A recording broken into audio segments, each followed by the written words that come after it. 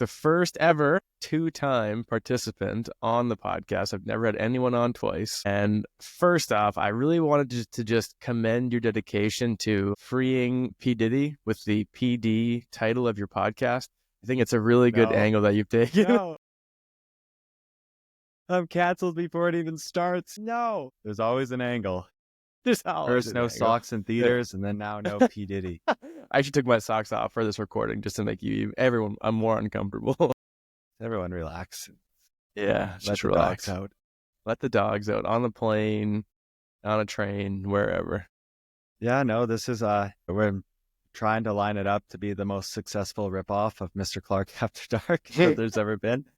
So it's good, completely original idea. Yeah. Well, and that kind of gets to the heart of, because I've honestly had a few people ask me like paralyzingly simple questions about my podcast that I'm like, shit, I don't really know the answer to that question. And literally, so I guess first off, I mean, we're kind of doing a soft launch here for your podcast as well, obviously. From the episodes I've seen, honestly loved it. Like, I love the segments that you have going. That's one thing I've tried to like kind of do with the quotes I do at the end of each podcast, where it's kind of, that's like something that I do every single time, as you might remember from our milk infested conversation from about a year and a half ago. Yeah, my voice is a little better now. Mr. Clark After Dark is brought to you by Luxy. That's Luxy. Luxy is the standard for modern dating, as it gives you a greater understanding of any potential match's intentions and background before you make your move. Swiping endlessly in other dating apps can be exhausting and often leave you with only the leftovers in your dating pool. Luxy is an exclusive platform with just a 10 to 15% acceptance rate, as well as a profile and income verification feature, so you can be confident you're only connecting with those who meet your high standards. The community guidelines emphasize safety, trust, and equality by strictly prohibiting scams, explicit content, and harassment. 2025 is your year to stop settling. With Luxy, there is no luck involved. Just real connections with people who truly match what it is you are looking for. Download the Luxy app today to see if you qualify for a better chance at finding the right person for you. And now, back to the show. Yeah, it's not just what was the mic. your question? It was like, education is what's left once we leave the classroom, or something like that. It's like education is what remains once one forgets everything they learned in school. So that's kind of the that is Albert a good Einstein quote. Yeah. I have a similar question that I ask my guests. It's like, what is one thing that the media doesn't explicitly say about your profession or communicate about your profession? But yeah, no, it's a good idea. And I think that I really wanted to go all in on a project. So I think the last time we talked about, and it's so funny because so much stuff has changed in like 15 months that we last talked. Because I think I was like just like raving about how awesome my grade 8s were, and how like I was in shape and doing all this awesome stuff. Turns out that was an awful year. It was so difficult. The kids got rowdy really fast. It's like knock on wood, like that was a rough year. Good kids, but man, there's such. Middle school is a different beast on your energy. Something I'm picking up on this year. Like even today, we had like a winter carnival this week. So for my district here in New Brunswick, like next week is spring break, which is kind of early in the year. We don't get like a teachers convention that's a week long. We just had that, Fort Mac's pretty much the only one that does the week long one. It's just because they live so far away. Like it's not like that in Edmonton and Calgary. It's just the 2 days. Well, we had golf. Oh, that's sick. I'm jealous. Yeah, because we had. Are you the rural one? No, we're like Palliser, but like we're still like, it was still in Calgary. Okay. But since we had family day on the Monday, and the teachers convention's the 2 days, they just gave the rest of the people. I don't know how like CBE does it, or any of like the inner, like the main city ones do it. But yeah, like I guess you start spring break early, so that's nice. Yeah, and it is kind of nice because we still get all the long weekends, and our like convention is actually like council days on a Friday and Monday, which I thought was weird. Kind of a weird way to stagger it. But the first eerily simple question that might haunt your dreams later on is, what is your podcast about? Well, Okay, so the big thing I took from it is, and it's literally happened because I was like I got all this tech set up for this next semester of communications technology. And like I really got into it this year. I really like set it up similar to back in the day of in my first school when I was like Yeah, I was really so going mad for it. when you moved away when I wanted to start doing this. I was like, I don't know anything about cameras and lighting and all this stuff, and you just dipped out with all your good equipment. I was like, man. Yeah. Um so it will come and I'll help you virtually as much as possible. But Yep. so I got some bad news about my adductor tendinopathy. Because it came back like tenfold. I was training for a half marathon in September, August, July, June, July, August, September. I was training fit as a fiddle. And then I ran a 10K and I just like wrecked my body. Like I couldn't weight bear. It was like really bad. And I finally got like, I had to sit out. I couldn't do it. I ran a 5K instead just because I felt obligated to do it and hurt it even more. I finally got my MRI done in January, right before the next this semester started. And it turns out I have a 1.4 centimeter tear on my adductor slash abdomen on the right side, and on the left side I have a 0.9 centimeter tear. And, basically, what I was doing, I was healing up just a bit. I would get injured again, healing up just a bit. I don't, if you know me, like I like going all in on something, like just like balls to the wall, for lack of a better phrase. So I got this all set up, and like I was doing like a YouTube video in my car called like Car Thoughts, and it was just something that Okay. I did. I like because I got a new mount for my car, and it was like my Apple CarPlay wasn't working, so I had to like mount my GPS on, and Okay. I was like, I just put the video on. And I was like, I'm just going to rant because all I do is think when I have a 40-minute commute to work. And I was like, so I just Yep. started yapping. And then I was like, man, like I thought about when I'm talking to my dad or my mom about education. I'm like, man, I know so many people. Like, I don't know a lot myself, but it's like I know a guy principle. And I got that from one of my buddies here at work. But it's like, you don't know something, I know a guy, right? I know a guy that does Yeah. this. I know a guy that's really good at this. I know a guy that's really good at this. And I remember trying to have conversations about teaching, and it's hard to get the full picture by just one person. So I was thinking, I was Yeah. like, I would love to like show my family who I work with. That's pretty much how it Yeah. went. Okay. I like that. I like that. And I wanted to like, cause like I was talking to my parents about this. I was like, I learned so much from other people. Like, I was like, there's like professional development days, but then there's just chatting with people that are really good at their job. And I was like, that's real professional development, is like Yep. communicating.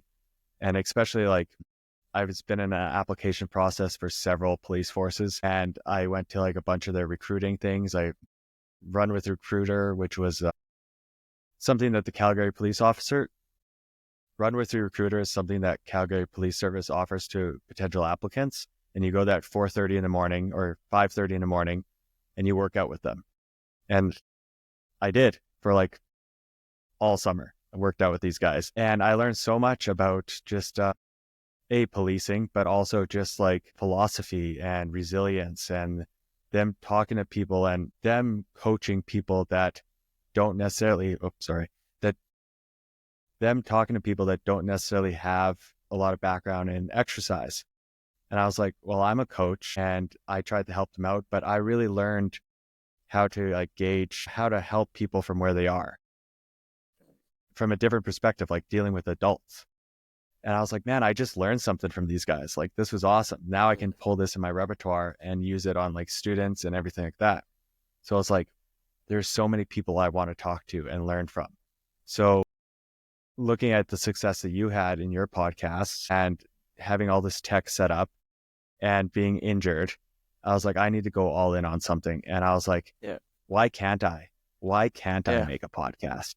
And then Why not? I figured out, I was like, if I'm going to do it, I'm going to pull out all the stops. Like whatever Mr. Drover here is capable of doing, he's going to do this on his podcast. So I went 4K video, teleprompters, lighting, everything. And so I had to dust off some equipment, had to buy some equipment. But then it really was synergistic to my classes because I'm doing all this stuff and I'm making mistake after mistake, like screwing up the audio recording or lip sync, like the audio is out of sync or the frame rate's rough or something like that, or the lighting's trash. Pitch is too high. Yeah, the pitch is too high. Yeah. I troubleshooted all that. And then my next class would be like, okay, like kiddos, like this is what you have to do. You have to set up this podcast. And then they would be like, well, the pitch is too high or the lighting's trash. And I'm like, I know exactly how to fix that because I just went through that. So like my kids just watched Toy Story today in film studies. And instead of writing an essay, because I don't know how to write, I'm not an essay guy. I'm not going to judge someone else's essay. I gave them like pretty much an outline of topics you would hit in a podcast about Toy Story. And I said, fill this out as you're watching it because you're going to have a 10-minute one-on-one discussion with your buddy in podcast format back on the set right over here. Okay. And I'm going to watch your podcast and see if you picked up with the themes that we were talking about in class. And then can you hold your argument, right? So the kids are really excited for that. Like they like this one student, she's like, oh, like the mic is amazing. Like she's like, so it's like, okay, yeah, that's cool. You can do whatever you want, just don't make it weird. But like, yeah. So the students are loving it. I feel like I got reinvigorated from teaching and just having a blast setting up all this equipment and stuff. And yeah, I've been talking to a lot of cool people. Yeah, even for like myself, even as I had these like weird moments sometimes where I'm interviewing someone, especially like Daryl Davis is the one that always comes to mind. I listen to podcasts all the time, and it's something like when I'm driving or if I'm going for walks, like I'm always listening to one that sometimes like I know that we're having a conversation, but I also just feel like I'm listening to a podcast, which I just also enjoy doing. And I'm like, oh yeah, now I actually have to talk to this person. So you're waiting for the other guy to respond and you're like, oh, that's me.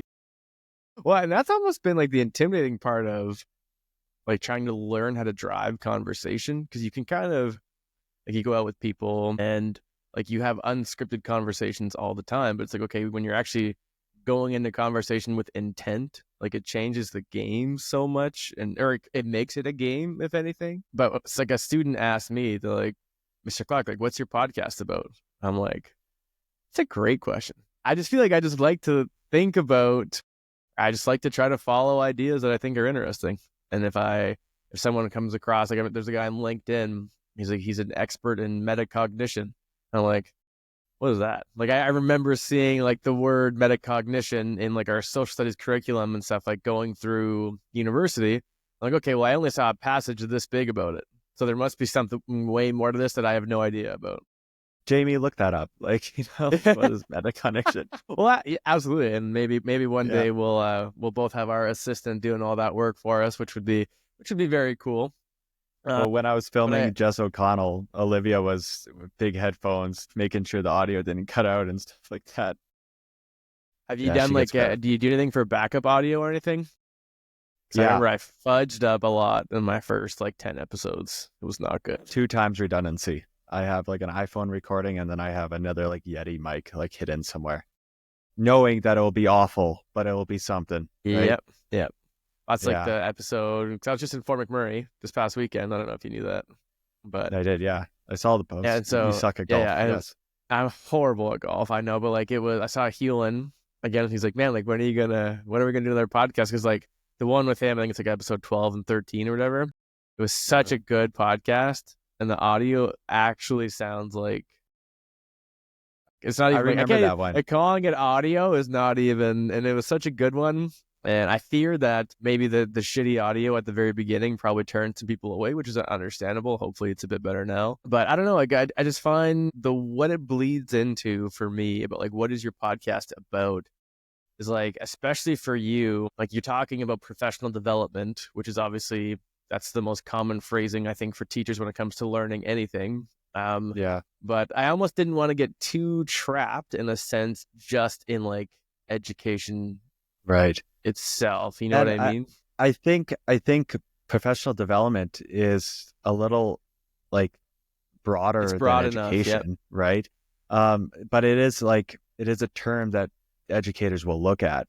And in an essence, like it is my professional development because I made that little trailer that is definitely super narcissistic and really cool. Teacher, You have athlete, to do it. Whatever. You got to do it. you know, but it's serious. I want to talk to people that is going to get me better at whatever I want to do, right? One of our first episode is Molly McGuire, and she's a second-year teacher here, and it is unreal.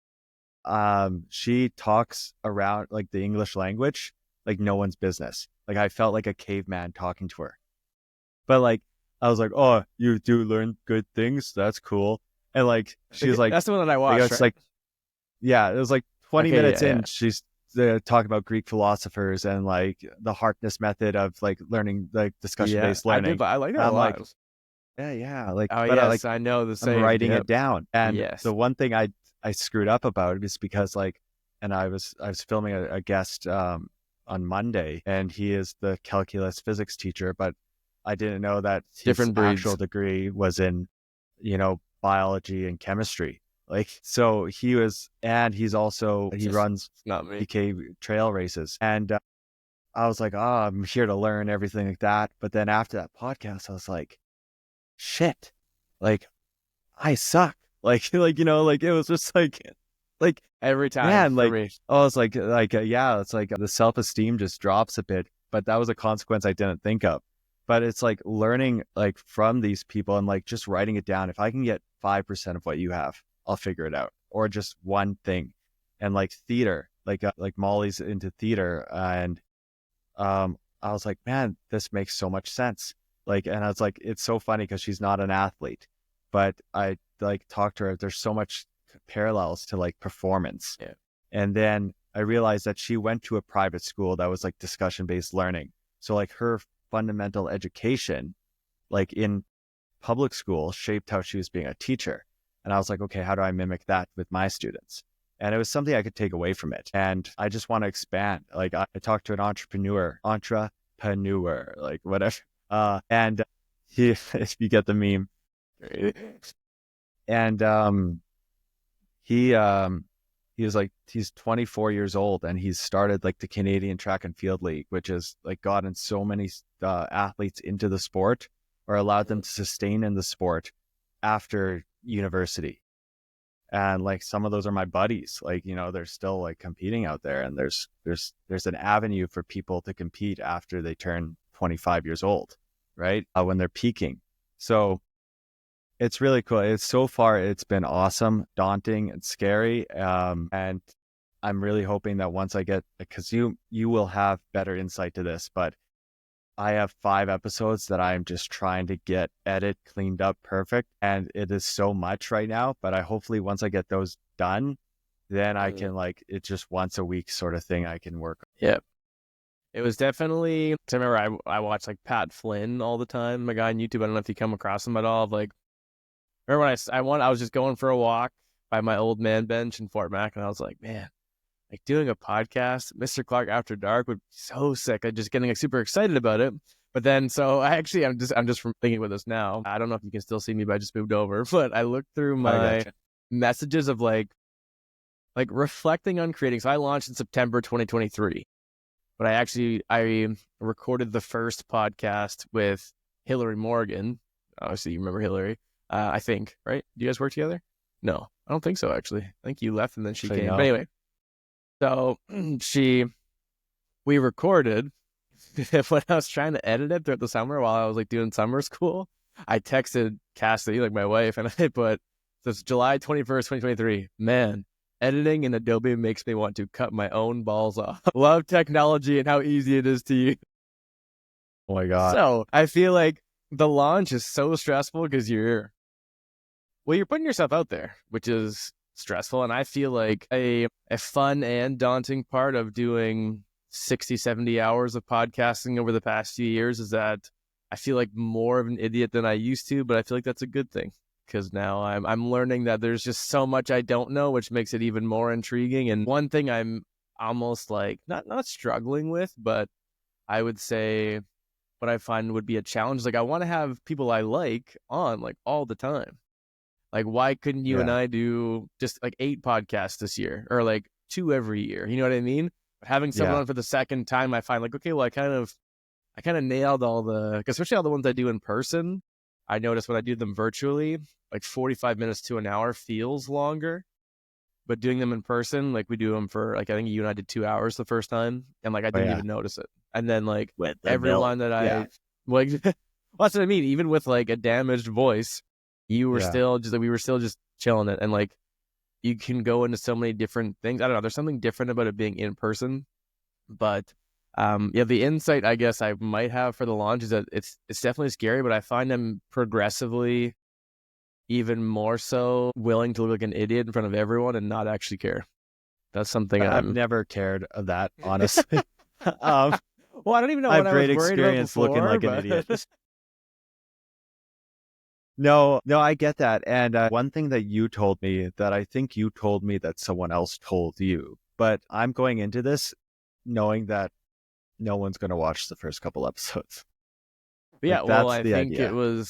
it was like Chris Williamson. I watch him a lot, like the Modern Wisdom guy. But he pretty much said no one gives a shit until you have 200 or 300 of these. And I was like, Yeah. he said, and I actually heard him the other day. He said he was in his 3rd year of producing it. I think he was like in his he was in his 200s, and he went like a March, April, May with 0 downloads. Like Oh, not like he was posting once a week, and he's like, I don't know, and like mine have stayed like whatever. I'm not getting like a crazy amount per thing, but they've been steady for a few years. So I think like at least there's a core group out there that's listening every time. I don't know really I don't really know who yeah. they are, but I Your appreciate you listening. followers. Yeah, well, yeah, like I'm hoping that they're somewhat entertained. Again, like I don't have that much experience with like I don't really listen to that many podcasts that aren't that popular. You know what I mean? Because like you kind of Yeah. only listen to the ones that you know about. So like I'm excited for yours because now I'll know someone who's new to podcasting that has a podcast. If that makes sense. And that's the thing. I like looking at yours because you're past one bump, but you're not viral yet. And it's No, like not at all. you don't see middle creators a lot. You see the big Yes. ones, and then you hear about the ones that just puttered out. But the one thing I'm thinking of this, like I always think, I was like, my mom's gonna watch this, and my future mother-in-law or mother-in-law elect, the way I Yeah. like to call her, she's going to be Good. going to be I watching like that. this.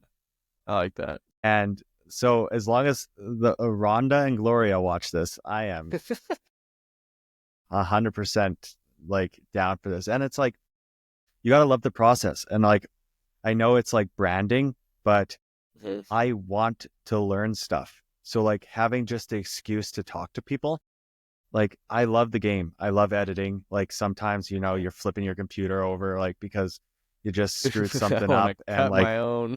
4 hours of work is gone, and it's like, man, like this is something like video, like when you're editing video, like 3 camera setup video. Oh man, there is so much gigabytes, like, cause we're filming at 4K, 100 megabits a second, separate audio. So you have to sync the audio with the video. And I do it all like raw, like old school Final Cut Pro editing stuff like that when I'm doing it in person. So it's a lot, but like I'm thinking like I love the game, right? I love just like doing it. And right now it was a little crunch time for me because I was like, okay, I got to build a couple of these and like I'll just release it sometime in March and that's no problem. But then of course my stupid head had an idea. It has that from time to time. And I was like, teachers convention. Like there's going to be presenters there. There's going to be people Yeah. there. Oh, So I was all the like, time. That's what kind of what I yeah. scour for. Yeah. So I'm like, I got to get ready. So I made like flashcards. I made it like, and I was like, okay, I have to do like, not flashcards, business cards. And I was like, I have to get this like as what Quinn Linus said. He's the entrepreneur guy I was on. And he was like, you got to have a minimal viable product. And he's like, don't wait for it to be perfect. Just have a minimal viable product. And I was like, okay, like, man, I should have took business. So Yeah. I learned something from him and I immediately put it into play. So yeah, it's the love of the game. And like, I remember when I was a kid, like, I used to make YouTube videos all the time, and I had my company, like, C Inc. or whatever. Yeah. And, like, I didn't really care how many views we had. I was just like, no one could have watched it. Like, I deleted my channel because I wanted to, like, restart, like, how it looked. And I didn't realize my friends got mad at me because it's like, we just lost 276 subscribers or whatever. I was like, oh, Oh I yeah. didn't notice. Like, Yeah. I didn't know.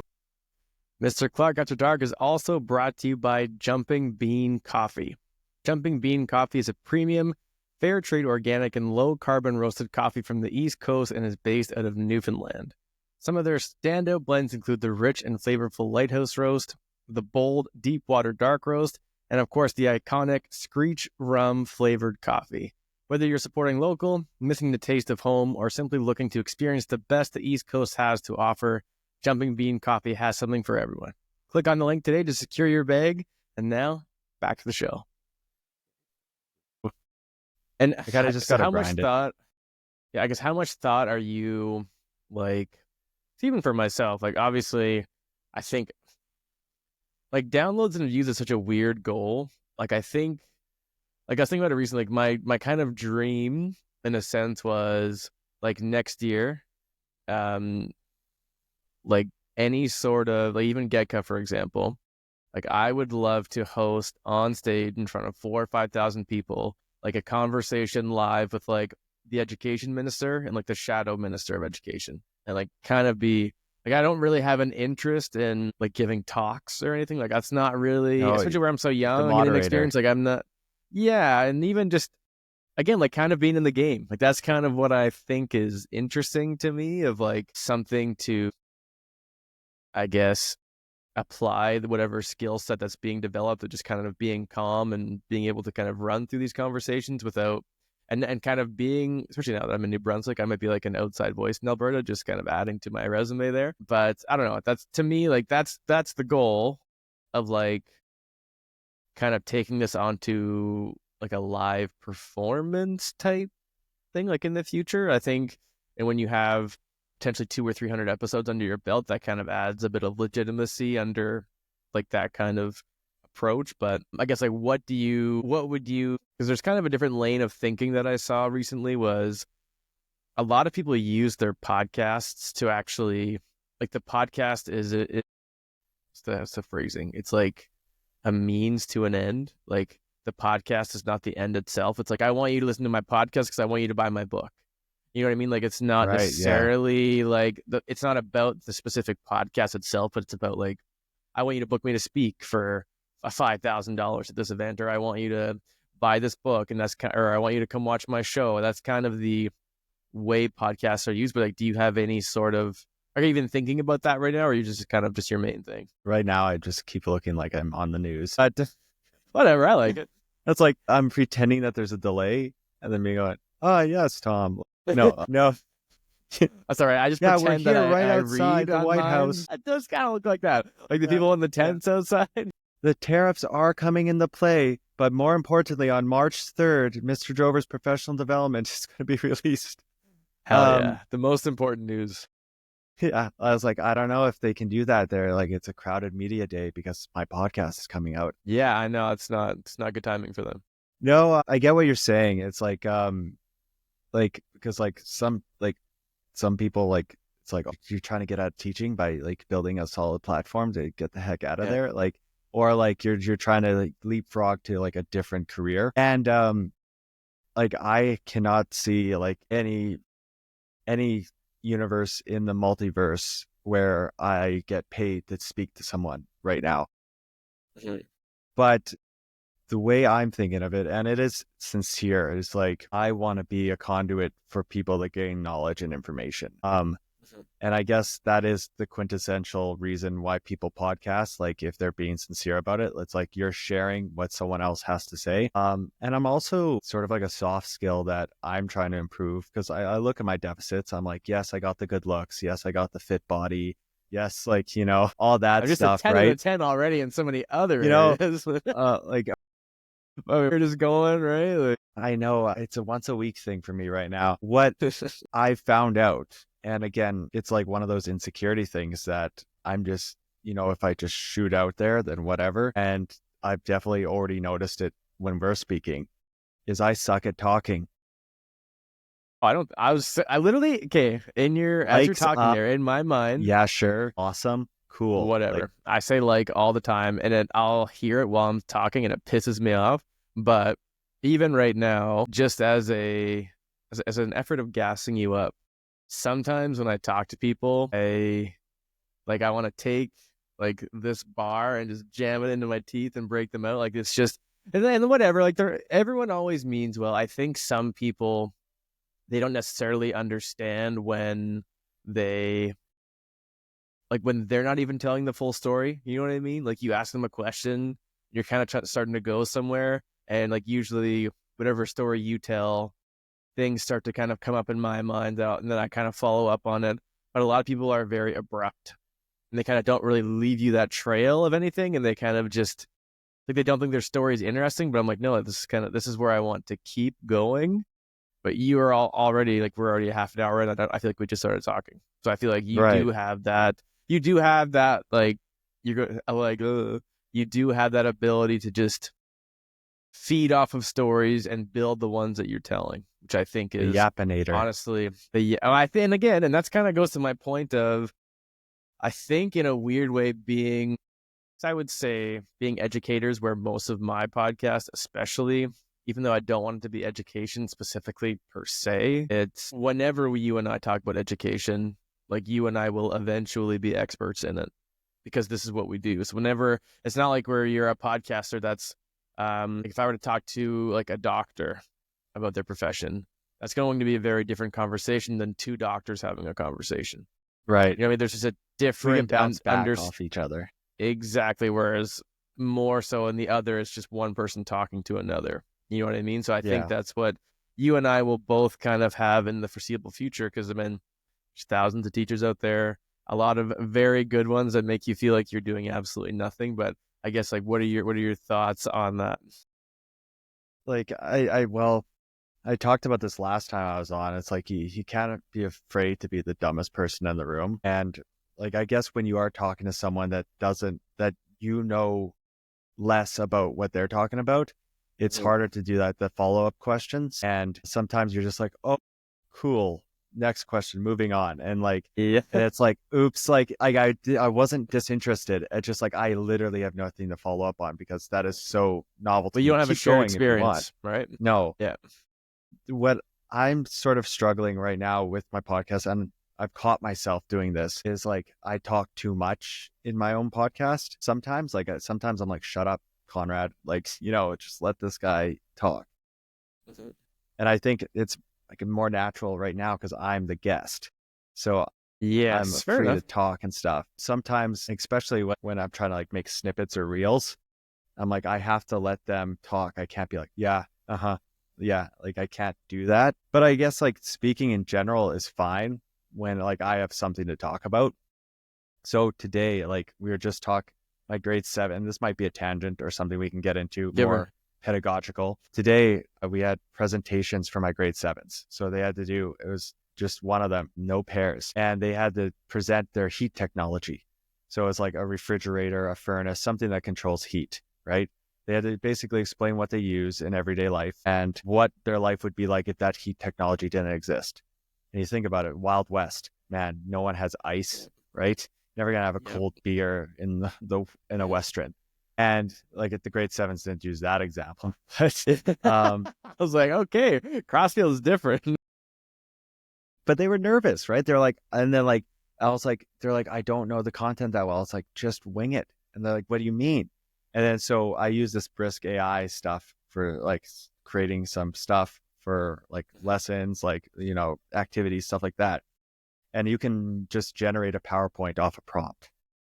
So I paused intermission on these lessons. Like the first couple of kids went, some were great, some were like very hesitant. And I knew the kids coming up were like super hesitant, like they were scared and I knew what was going to happen. They were going to look at their slides and go, the toaster is great because I like toast. And I was like, oh no. I was like, I gotta pump these guys up. So as a class, I had this PowerPoint generator up. I was like, give me a topic. And they're like, it was something really dumb. It was like a guy named Dennis. I was like, okay. So I was like, make me a PowerPoint about a guy named Dennis and his like crazy life, right? And this PowerPoint just generated out of nowhere. And it was like, Dennis is like a prodigy kid that was the world's best in chess from 8 to 12. And then he retired from chess and he became the best like cloud photographer ever. And he like made a new language called cloud, and he's writing a book about sentient clouds and how he lives in a lighthouse. And it was just this random stuff. It was really random generated stuff. And it I was feel like like I'm this, visualizing it as you're talking. I'm liking it. and I was like, and I didn't see any of the slides. I started on slide 1.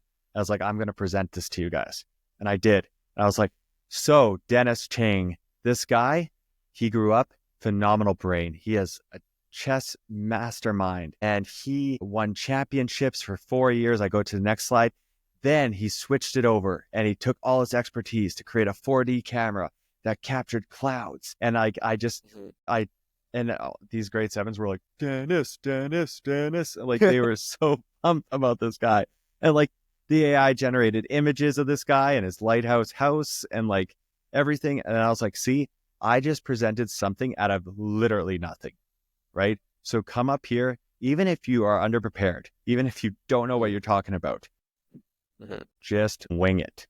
And man, like it was awesome. The kids were like, man, I'm looking at this thing I can't pronounce, but it is so cool, guys. You should look it up. And then this one kid's like, I can read a couple words that I wrote here. And like they were just making like fun of like their you kind of broke the ice ill for them preparedness of like yes, what it looks exactly. like to be not prepared in a sense. Yeah. And like, man, like so when I walked into that class today and there's a bunch of kids, this one kid literally just said, I didn't do it. I was like, why? We had a week and a half to do this and you had like a week off to do it. And he's like, I just didn't feel like it. And I was like almost red. I was like, I'm going to email you, your parents. I'm going to send you to the office. Like, this is such disrespect. Yeah. And I was like, okay, sit down. We'll figure something out. And then like, we didn't get through all the PowerPoints or whatever. And like, I sort of like got my mood up again. And I was like, okay, we have half the class next class. Have something ready. And literally, it could be anything. Because I was marking them on their presentation, right? It was like SK1. It's the ability to communicate clearly to your peers. And man, we had a blast. So I switched just because of communication skills. I switched from having like a very authoritarian, pissed off class to, let's just have it fun. Because why am I doing this presentation? It's not because I care about toasters. It's because kind I of want flipping them my to be able perspective right now. Because Right. I almost feel like you could do we're going to do like let's practice presenting something you do know about to small groups, just kind of practice your skill of speaking, and then you're going to just generate your own presentation on the spot that you'll then present to the class. I feel like that's almost like a good scaffold to just be like, you know what, we're gonna take the pressure to be right about what it is you're talking about out of it, so that you can just talk. That's very interesting. Progressive. I like that. For those of you who are listening, like I guess this is going to be released like the day after my podcast is launched. Is I got a lot of like inspiration from this from Molly McGuire. Like she talked about we talked about progressive overload, about presenting and like how to like sort of ease kids into it. And I didn't even explicitly think of that conversation when I did this, but it was on top of mind and just shows that even like in this very infancy of this podcast thing, even Molly works 3 classrooms down from me, right? So like I could have talked to her, right? But like it's just we didn't really have a excuse to. And like I was like, oh, come to my podcast. Look at all this tech stuff that you don't care about. And then like be on my podcast. I'm a nerd. And then she's like, yeah. And then like I just got that idea and like I wouldn't have conjured that myself. Well, that's kind of been the most intriguing thing for me, because I'm going to ask you about like audience building here in a sec, as like you get access to people that you wouldn't typically get. And I don't mean that in like it makes you almost sound, that's the word I'm looking for. It almost makes you sound narcissistic. It's kind of the word. It's like, oh, I have access to people that you don't know. Like, that's not what it is, but it's Yeah. People that wouldn't I'm going to typically get your just sit email down with list you for eventually, so don't worry about it. yeah. I don't really have one. Well, that's kind of where I was going. Like people that would never just be like, oh yeah, like let's go have coffee. Like who's this weird person that's just asking me to go have coffee in public? Or people, I noticed someone messaged me on LinkedIn asking me to have a virtual coffee. I was like, okay, Okay. that's kind of like what this is in a sense. So to me, I think like removing that barrier of someone that you want to talk to, this kind of opens up the conversation to riff or to be nerdy. And I would actually say one of my favorite parts of podcasting to this day, even now, is the conversations I have as soon as the podcast wraps up. Yeah. I find like Like the at the second end.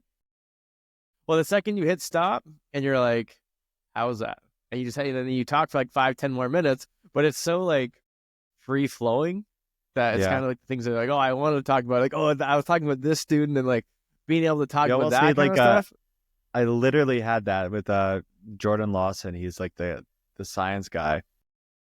And like he's like, I didn't even get into like working up north and doing all this stuff. I was like, you Yeah. have to come on again. Like, but there should be like a false stop. Like it's like, oh, okay, we're done. Like, Yeah. Yeah. yeah.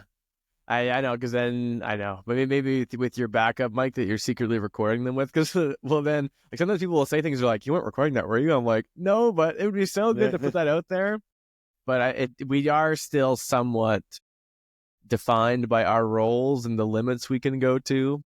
Yeah. In a sense, obviously, you need to be professional to an extent. I mean, I said shit on this podcast twice already, but again, Yeah, I'll vehemently go to bat that shit is not a swear word. I've had that conversation with my high so school classes so many times, but I'm gonna call the ATA on you. And you still have a teacher certificate here. I'm writing you up. Well, the funny thing was that like after I've been like bousting my podcast, second day of convention, like I go into the seminar, like super hydrated and everything. And I walk in and they're talking about like you can get reported for literally anything. And I was like, yeah, great. Like there's gonna be yeah, hours of me just yapping. But yep, it's sort of like that trust in you and I guess the trust in the general public not to like do something like because we had an example with the ATA because I went to this seminar specifically about like the government's like reporting registry thing, and it was saying that they have 800 complaints, and they've worked through two, and one of the complaints, like this lady was telling me, she was like a non-teacher neighbor of a teacher saw that the teacher neighbor had their dog poop on their lawn, and the non-teacher neighbor reported him to like the teacher like accountability committee or whatever. Like, that's the stuff, right? And it's like, wow, thanks for the paperwork, right? But yeah. yeah, I think it's Wow, just that's a new level of like your teacher hat stays on when you leave the classroom. That's a well, different yeah. thing. And I think that it's like, you know, you just gotta own it, I think. And you gotta like trust that people are gonna do common sense. And like you have to trust that like the person that's looking at that complaint, like Mr. Clark said shit on a podcast, It's right? like, all right, The person is not a robot. It's like it's not yeah, AI yet to like scan through your stuff, right? But I think the risk is worth it. Like we're networking, right? And yeah, if in the digital age, there's going to be more open communication. There's going to be open talk. The one thing that I was cognizant about when I was looking at like podcasts, like about with teachers in them, like board teachers, like stuff like that, like those podcast groups, is like I tend to have to remember like some of them aren't teaching anymore, right? Like some of yeah. them have like retired from teaching and went full time. Yeah, it is a weird, like, the teaching is a weird one because I've had a lot of the board teachers people on my podcast, and Yeah, like yeah, and that's what gave sometimes, me faith a bit. well, and it's cool because, like, I mean, they're always willing to collaborate for the most part. Not the main page. I've invited them several times, but they never accepted. But I don't know. Like, I remember I had the conversation with people very high up at FMPSD after I started mine because they heard on one of the podcasts that someone referred to the kids as assholes.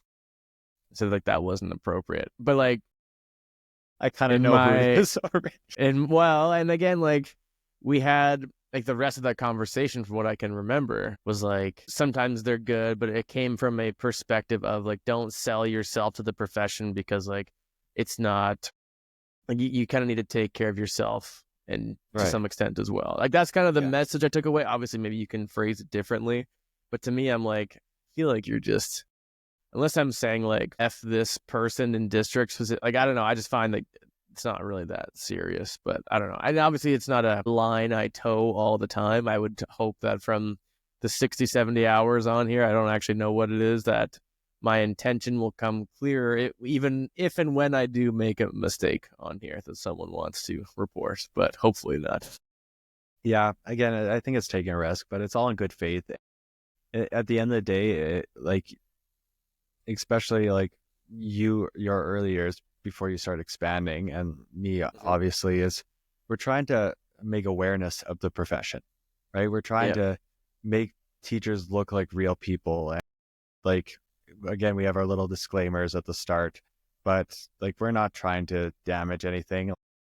We're teachers because we care about kids and we want them to thrive. But I don't think, like, no one's naive enough to say that like kids can't be difficult to deal with sometimes. No.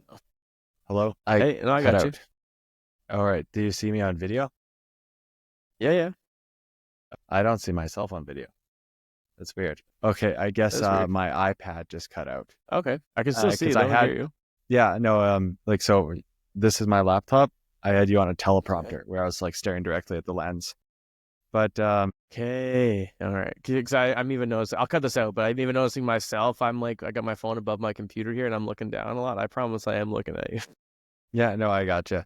I'm just like going to turn you around and just pretend that I'm looking at you, because it's going to distract me.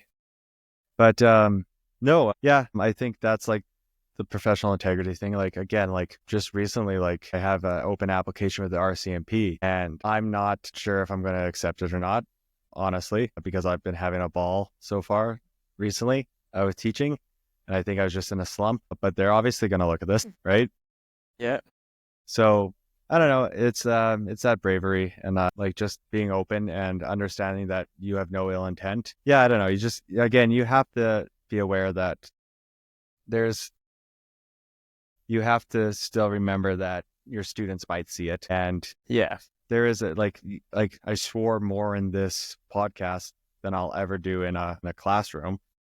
But I don't think the kids aren't Yeah. naive enough to think you don't swear outside of class. No. Hey. Yeah. And again, it's not like we're Yeah. saying, we're not like where you're being egregious at all. It's kind of just the way my voice Yeah. goes. But I always kind of joke that, like, like I could never. Anyway, I won't go into that story about my childhood. But so I guess for what you want to do with your podcast, I guess, like, what are you potentially seeing that is missing in education? Like, what is it that is, or is that even what the pursuit is about? Well, like, again, like I don't really know if I have an avenue to get systematic change completed, if that's a thing. But the twofold, two sides of the coin of what I want to accomplish is that I want to make, like I've talked about before, I want to grow my professional toolbox.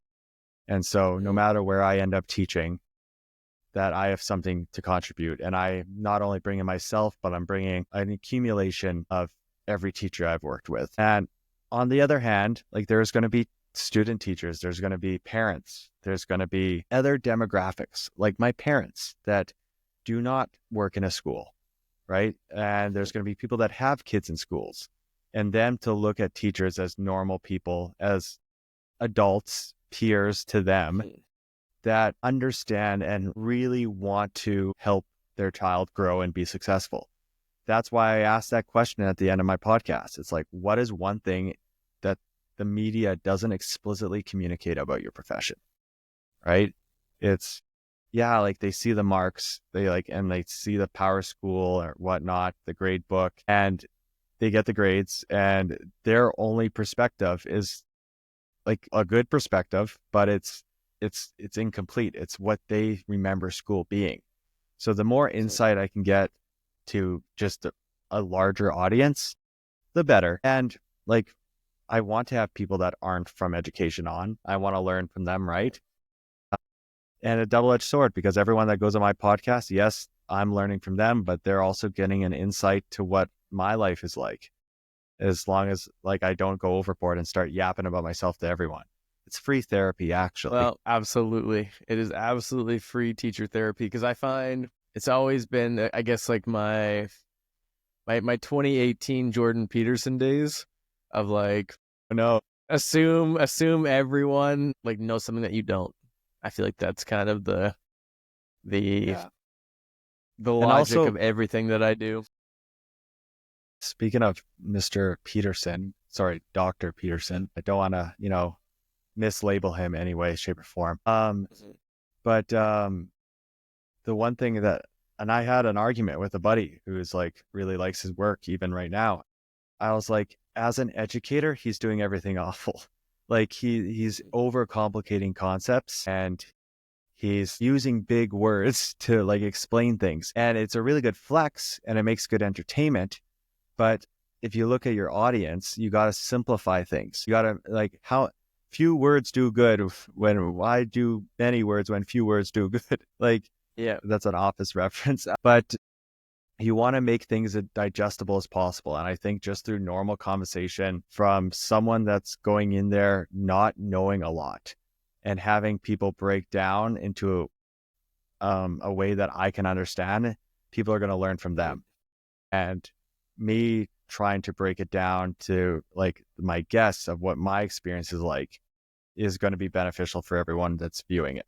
Olivia actually made a joke when she was engineering the podcast I had with Jess O'Connell, she went to the Olympics for the 5K. And she said, Conrad, that was great, but you explained everything to her like a seventh grader. And I was like, oh yeah, like she does have a master's in exercise physiology. Like, Yeah. but like breaking it down like that, I just think, I know this is a tangent of an answer, so you can cut out No, as it's all much right. as you want. No, But it's all right. Keep going. yeah, my main goal in general is to grow personally and increase my efficacy as a teacher, gain new skills, and even just new perspectives. Like I knew how to talk and present and stuff like that, but doing that thing I did with my grade 7s today was something I just would have not clicked with me a month ago. But also just to communicate to whoever cares to listen what life is like as a teacher, because we've all had those conversations at, Thanksgiving or Christmas or whatever, and you're trying to explain what you Summer's do. up. Yeah, exactly. Shut up. My parents, like my dad, like works 12-hour days. Like all my brothers Yeah. work road construction, and they're like, But yeah, well, suck you it work up, 3 of man. those.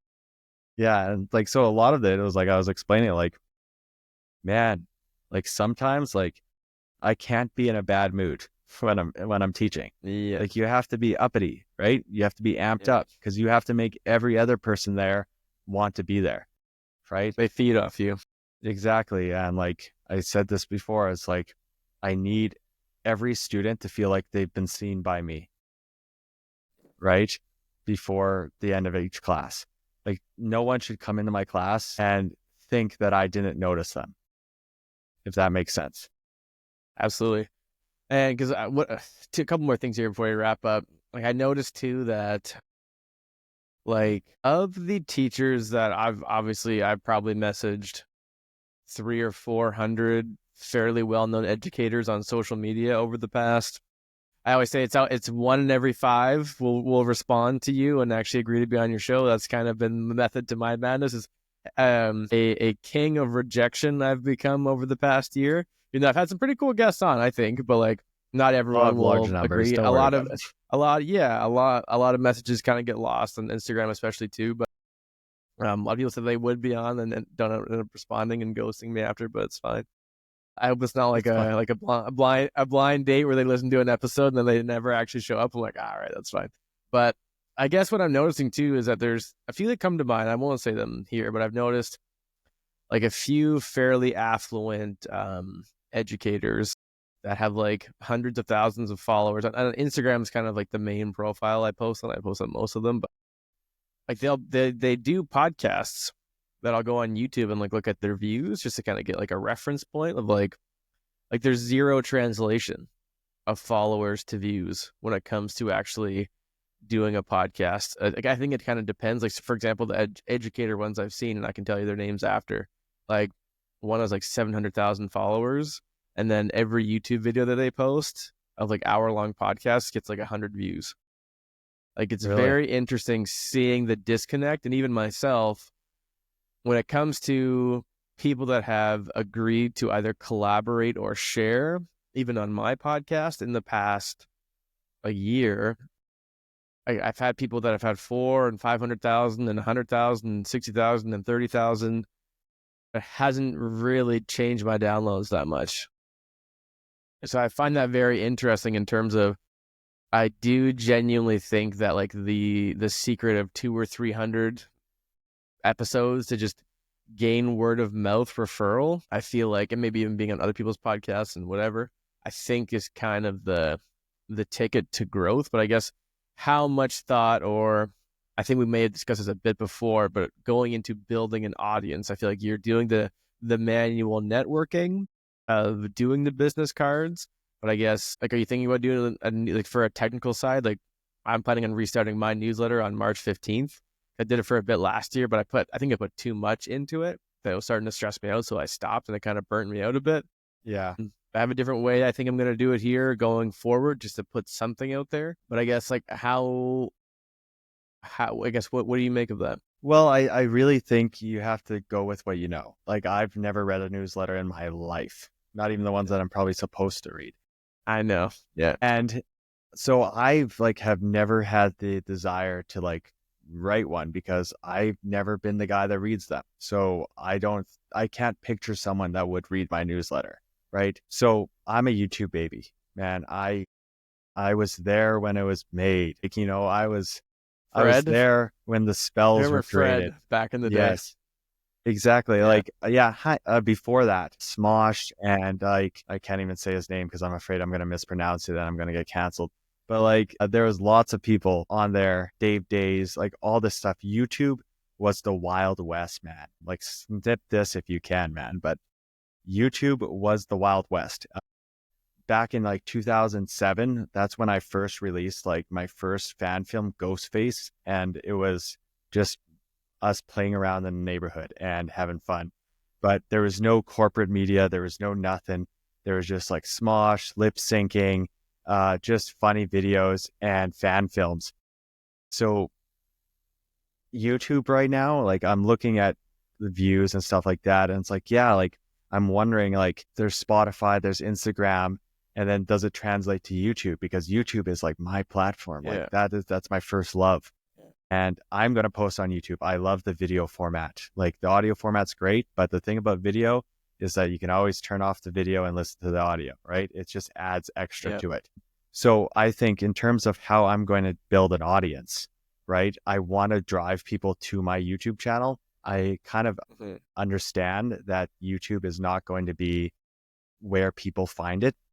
Hopefully, like maybe, but my thing is like short form media, just from math, people are going to view it more because it's shorter. It's 30-second clips, 15-second clips.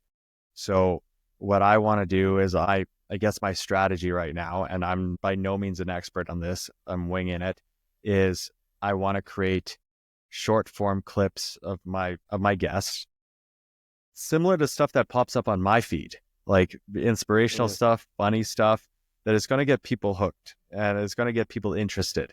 And I understand that a like doesn't become a follow. Sometimes it takes 100 videos that this person's like, man, this guy always pops up, I'm going to give him a follow, right? And I think what you said, it's like, you just got to build volume.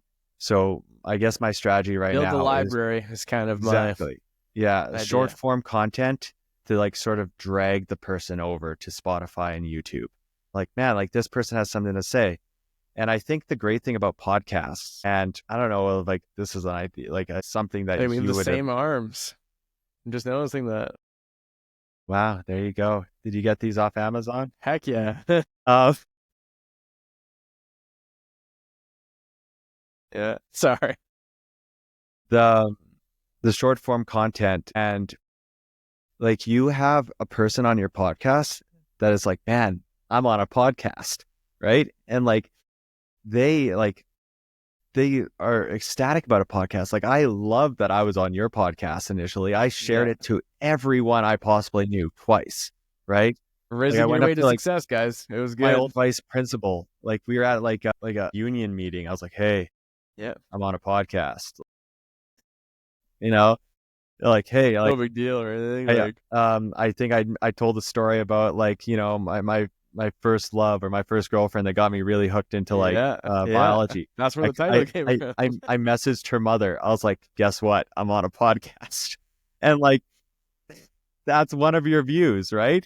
So I think like like That's I hilarious. I did. didn't know that. That's I was hilarious. like, yeah, man, and she loved it. I know And it's been a like while, but so we talked like I messaged people. I was like, hey, I mentioned you in this. Like you're like Scott Barr. I was like, bro, I'm on the podcast, even though he was already on yeah, it. But I was like, watch it.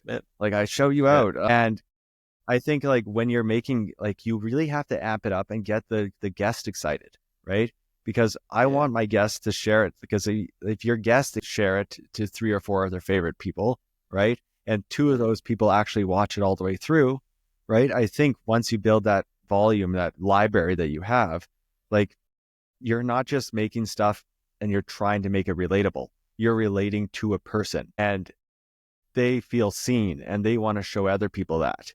And I think that's something like, again, I don't have the answers, but that's something you got to lean into. But again, my first love's YouTube and I really want to get my YouTube channel like really in there. So I'm not going to leave it behind. I'm doing the short form content. I'm actually thinking of doing like a little sideshow, like similar to what you have, but like it's just me.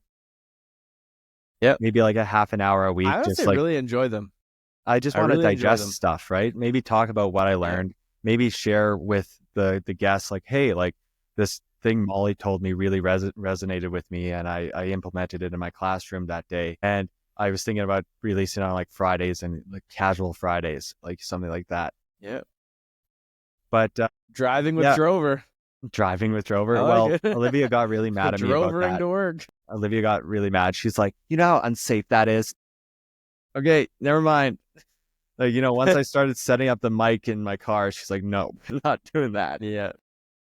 Well, yeah, because I think I posted like that dating app that sponsors the podcast here. We I laughed did like so hard on I that.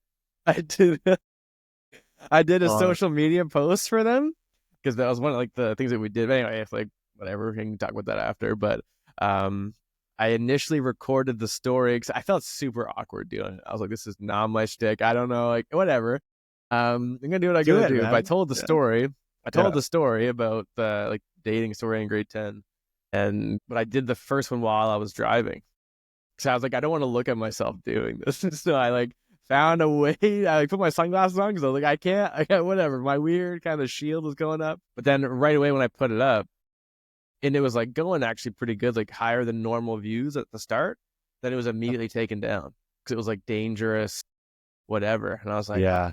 like I didn't actually think, which makes sense. And then I recorded it on the when I was friggin' parked. I was like, I hated doing it. I hated it. Like it's not my like. Yeah, I don't know. But anyway, in a weird way, at the same time, I do thoroughly enjoy doing like a. I call it the think aloud at first, like once a month that I'll do one, like a 5 episodes per month thing. But then like the Clark notes, like Spark The Clark notes, I notes. Yeah. think I've is seen. kind of it's Yeah. kind of That's what cool. I've settled on. But anyway, I think that is fun. Where I think especially, and I'm assuming this is where you're gonna go as well. Like one episode that's an hour and 7 minutes, you can piece up into 8 different things of 8 minutes that you can all post on your YouTube channel. Yeah. That will just potentially that'll scale the views. That's kind of where That's the plan. once Yeah. I get a bit more energy, that's where I'll start breaking it up. Especially where you have like a lot more in-person ones than I do now. Like I don't do any in-person ones. I've done 2 in the past few I weeks, but think I've only done naturally 2 in the past 8 months. I'm going to be forced to do more virtual, like just as you expand, right? Like there's only so many people that I can convince to come to Calgary. And like I am limited to my school right now because I can't Yeah, like bring home this every single week and yeah. ruin That my has been the fiance's living sweet room. part of like once I finally, because I remember I don't know if McTavish knows this, but I took their stuff to your apartment when we Yeah, did that episode. Everything was fine. But then after that, I bought my own stuff because I was like, you know what? I don't like, even if like my school is okay with me signing it out, I just didn't like carrying someone else's gear. Like I liked having my own, especially now I have a house and my desk is set up that I can keep this going all the time. So I used to keep it in my classroom in the cupboard, and I would pull it all out to do an episode. and like Excuse me, aside from the even virtually. laptop, like everything is my equipment here. But I bring it here because I don't have enough stuff in my room. I don't have enough room in my house, and like this is like high quality stuff that the students could like use. Exactly. And like, yeah, I'm gambling, but like whatever. Well, it kind of gives you And like a then weird space too. I know at the end of Like, the day, it like gives you like your own thing. yeah, I own all my stuff because I use all my own equipment, right? Because remember, like if you use district equipment, it's theirs. Yeah. But yeah, I'm excited to start this up. Right now, it just feels like 5 times the workload that I'm anticipating and doing normally, just because it's like 5 episodes. But I think It like does get a bit more. Yeah. if I'm just on a roll, and especially with the virtual stuff's a little easier for me to edit. But I'm excited, and I really do hope people tune in and like chirp me, make fun of me, do whatever, right? But listen, like Yeah. yeah, just listen. Yeah. Like So that brings me. I would love a fan to have a counter of how many times I say like, right? Like that'd be Yes, hilarious. Like please a do that little for me ding, too. ding, ding, ding. Like just Well, own I it. think we could actually do it when you type in like on the transcript on Riverside. So maybe I'll do that No. after for myself and see how that goes. Should have told you that. I shouldn't have thought about that myself actually. But last thing, Conrad, to wrap us up here. We already stole my amazing quote from earlier, so I have another one for you because I always have a backup quote There you for go. my quote, Conrad. So I heard this the other day, and it's. You listen to Rick Roll's podcast at all? No. So you're Or good. Rich Roll, sorry, not Rick Roll. Oh my god, I can't believe I just said that. Rich Roll. Never go So again. Rich Roll, that's hilarious. I actually never. Anyway, he's like an ultra runner and stuff too, and he's awesome. But like his podcast is very like not like new age spiritual in the sense. Like everything is like mindfulness and like running and. But anyway, I think it was a reel that I heard from his podcast, and it says, "I have no idea where I'm going, but I know exactly how to get there." How do you respond to that? I would invert it, honestly. Okay. I know where I'm going. I'm just not sure how to get there. Okay. I like that. I'm taking the zigzags, man. I'm taking the maze. Yeah. And,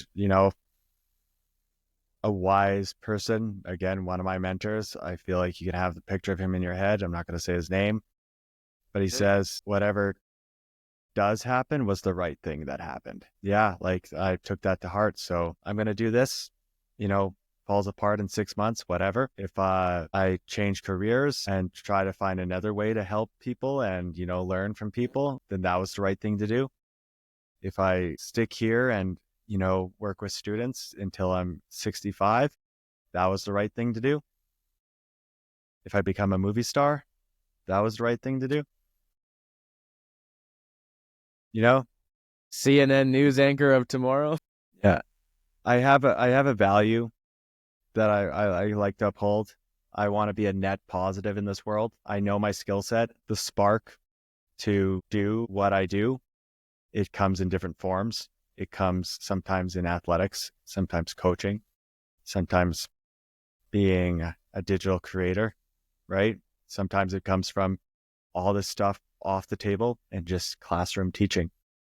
But I know that whatever I do, it's going to make a positive influence on someone's life. That's my goal. That's what I want to do. And how I do that, I don't know. It's going to happen though, and I'll get there. Beautiful. All right. So to wrap us up here and send us home, where can people find you and what should they expect to hear on March 3rd? Who are you releasing first? And I guess maybe a brief, tiny intro to what they're going to see. So I want you guys to follow me on YouTube. We release shorts and we're going to release clips and full episodes on there. That's the highest quality you can get. That's if you search up Mr. Drover on YouTube, You're going to get all the professional development with Mr. Drover content, including full episodes, shorts, clips, as well as you can see the plethora of awful science time videos I've done in the past. And then you can follow me on Spotify at Professional Development with Mr. Drover. Really follow me on Instagram. It's PD with Mr. Drover. PD, not P Diddy. Not P Diddy. So at PD with Mr. Drover. So sorry for that. You can follow me on LinkedIn at Conrad Drover, Twitter at Conrad Drover.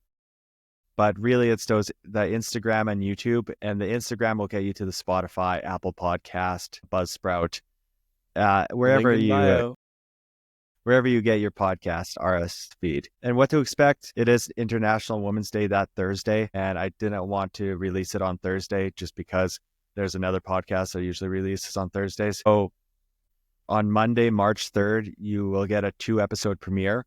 And that is going to be with 2016 Rio Olympian and 15 times like Canadian national athlete, Jessica O'Connell. And she's going to talk about her experience from transitioning from competitive sport into coaching and her online coaching. And it's really awesome for me because I got to talk track with someone that really knows their stuff. And then along with that is Molly McGuire. And she is an amazing social studies teacher. She is an amateur theater actor. Now she's practicing juggling as like a little side hustle. And she is really awesome because she has perspectives about discussion-based We are an learning. odd bunch, teachers, man. We find random things to do. I love it. So yeah, 2 really amazing women, Molly McGuire and Jessica O'Connell, from very different spectrums of like amazingness, like athlete to theater actor. Yeah. And then after that, we got a bunch of like science nerds on and stuff like that. But no, it's going to be really good, guys. And I think that even if you're not a teacher, like just listen to what they have to say and listen to how they say it and with what passion they're saying it. And I think you'll enjoy it. If you're there just for the reels, give it a like. And if you want to be on the podcast, just email me at conraddrover@gmail.com. And if you're somewhat interesting, like you don't even have to be that interesting. Just email me. We'll get you on. It'll be good. We'll figure it out. We always find a way. I haven't had a gardener on yet, so that'd be cool. Well, I remember Tyler Cole, this is Hillary Morgan's fiance. He was like in tourism and travel in Formac. And he talked about like national lawn bowling championships. It was like a whole unexpected thing, but that's actually I watched that. Title. Yes, I did. Yeah. Yeah. So that was very like, again, anyone will have an interesting story, but all right. Mr. Drover, the Rizzling Milkman. Thank you very much for coming on today. Good luck with the launch of your podcast. All right. Thank you, Mr. Clark. Ciao.